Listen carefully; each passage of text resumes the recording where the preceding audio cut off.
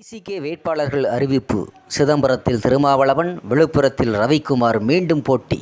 இது குறித்து நமது கடையர் டிவியில் என்ன நடந்திருக்குது என்பதை பார்ப்போம். சிதம்பரம் தொகுதியில் திருமாவளவன் மற்றும் விழுப்புரம் தொகுதியில் ரவிக்குமார் ஆகியோர் மீண்டும் போட்டியிட இருக்கிறார்கள். இரு தொகுதிகளிலும் பானை சின்னத்தில் போட்டியிடுவதாக அக்கட்சியின் தலைவர் திருமாவளவன் தெரிவித்திருக்கிறார். இதுகுறித்து செய்தியாளரிடம் பேசிய அவர், வரவிருக்கக்கூடிய மக்களவைத் தேர்தலில் ரவிக்குமார் 2வது முறையாக விழுப்புரத்தில் போட்டியிடுகிறார். நான் 6வது முறையாக சிதம்பரத்தில் போட்டியிடுகிறேன். அகில இந்திய அளவில் இந்தியா கூட்டணிக்கு ஆதரவு பெருகி வருகிறது.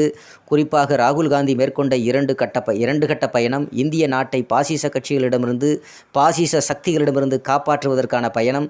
இதனை நாட்டு மக்கள் உணரத் தொடங்கியிருக்கிறார்கள். 10 ஆண்டு காலம் ஆட்சியில் இருந்த பாரதிய ஜனதா கட்சி நாட்டின் வளர்ச்சி குறித்து தொடர்ந்து பேசினார்களே தவிர கண்கூடாக எந்த வளர்ச்சியும் காண இயலவில்லை. கார்ப்பரேட் நிறுவனங்கள், குறிப்பாக அதானி, அம்பானி போன்றவர்கள் உலக பணக்காரர்களின் வரிசையில் இடம்பெற்றிருக்கிறார்கள். இந்திய மக்கள் இதை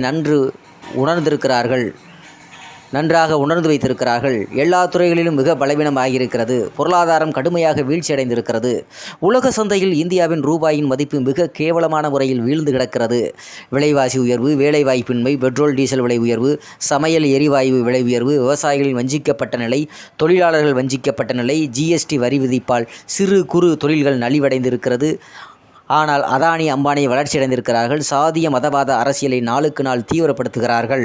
மக்களை சாதியின் பெயராலும் மதத்தின் பெயராலும் பாகுபடுத்தி, பிளவுபடுத்தி அதை மேலும் நிலைப்படுத்த முயற்சிக்கிறார்கள். இதை பெரும்பான்மை மக்கள் இருக்கின்ற இந்து மக்களை உணர்ந்திருக்கிறார்கள். தமிழ்நாட்டில் மட்டுமல்ல, அகில இந்திய அளவில் ஒரு அமைதி புரட்சி நிகழ்கிறது. இந்தியா கூட்டணியின் பிரதமர் வேட்பாளர் அறிவிக்கப்படாமல் இருக்கலாம். ஆனால் மக்களுக்கு அது முக்கிய தேவையாக இல்லை. பாஜகவை ஆட்சி பீடத்தில் இருந்து அகற்ற வேண்டும் என்பதுதான் நாட்டு மக்களின் வேட்கை. ஆகவே இந்திய அளவில் ஜனநாயகத்தை, அரசியலமைப்பு, குறிப்பாக நாட்டையும் மக்களையும் பாதுகாக்க மக்கள் ஒருபுறமும், சங் பரிவார் கும்பல் ஒருபுறமும் இந்த தேர்தல் களத்தில் நிற்கிறோம். இந்த யுத்தம் காங்கிரசுக்கும் பாஜகவுக்கும் இடையிலானது அல்ல, சங் பரிவார் கூட்டத்துக்கும் மக்களுக்குமானது.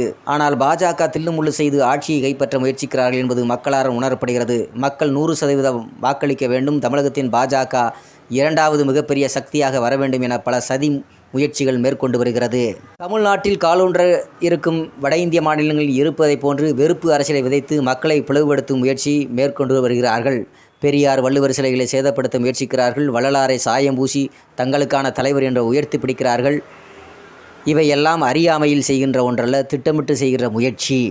திமுகவுக்கும் அதிமுகவுக்கும் தேர்வுகள் முரண்பாடுகள் உண்டு. ஆனால் சமூக நீதி என்ற புள்ளியில் அவர்கள் ஒரே பார்வை கொண்டவர்கள்தான். தமிழகத்தின் அதிமுக, திமுக தலைமையிலான கூட்டணியில் தனித்தனியாக தேர்தலை சந்தித்தாலும் கூட அத்தனை கட்சிகளுக்கும் சமூக நீதி என்று வரும்போது ஒருங்கிணைந்து நின்று இருக்கிறோம் என்பதுதான் வரலாறு.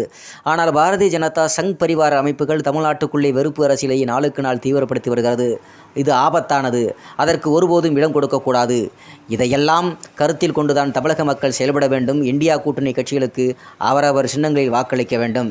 நாங்கள் 2 தொகுதிகளில் போட்டியிடுகிறோம் என்றாலும் கூட 40 தொகுதிகளும் சிறுத்தைகளின் தொகுதிகள்தான் என களமிறங்குவோம். சாதி மத உணர்வில் பாஜகவும் பாமகவும் திளைத்து கிடக்கிறார்கள்.